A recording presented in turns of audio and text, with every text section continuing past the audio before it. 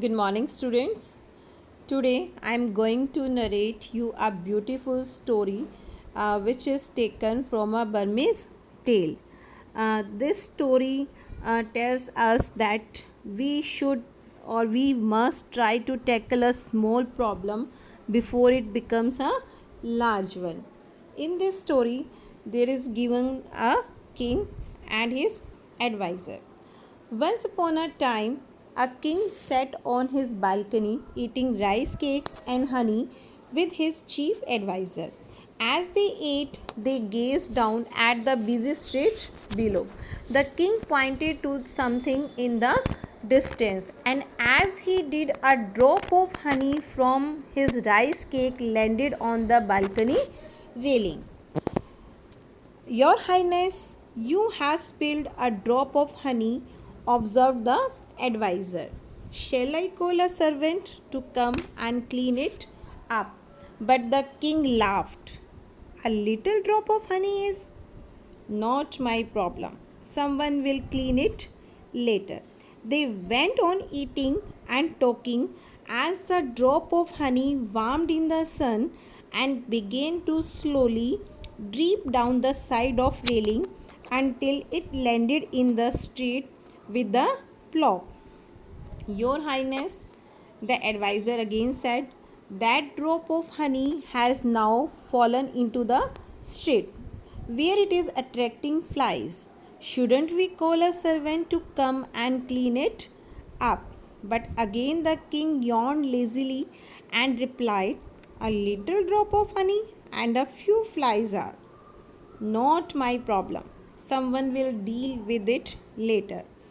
Soon, a lizard came out from underneath the palace wall and began to catch the flies on her tongue. Then, a cat came, and on seeing a cat, a dog came, and the dog began to bite the cat on the neck. Your Highness, the adviser implored. Now the flies have attracted a lizard, which attracted a cat, and which is now being attacked by a dog. Shouldn't we call someone to stop the fight?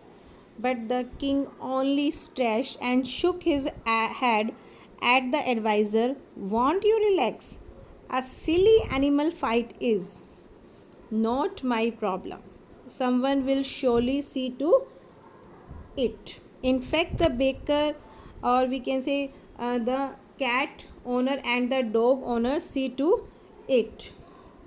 They both saw the dog and the cat fighting with each other, and they also came and started fighting with each other. On seeing the cat owner and dog owner fighting with each other, the other neighboring shopkeepers began to take their sides, joining in the fight. Then some soldiers came along and they also started fighting with each other.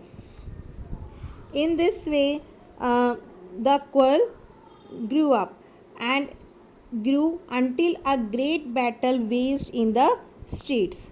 People were throwing rocks through windows and tipping over the vendor carts. Someone picked up a torch from the wall and hurled it through a window. Fire raised and eventually it spread to the palace. The next thing they knew, the king and his adviser were being escorted down a ladder from the balcony into the street below because the palace itself was in fire.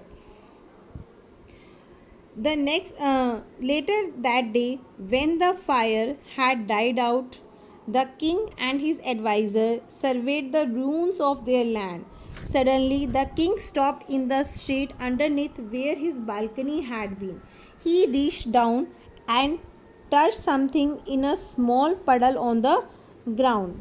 It's honey, he said, remembering. I guess I should have cleaned up that drop of honey in the first place.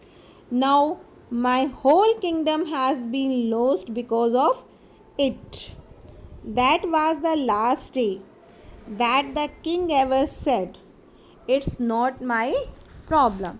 So, dear students, this story teaches us that we must not be selfish and think only of our own comfort and time. We must try to tackle a small problem before it becomes a large one. And we all have a responsibility towards our city, town, or village. By adopting certain healthy habits, we can keep our city, town, or village clean and healthy.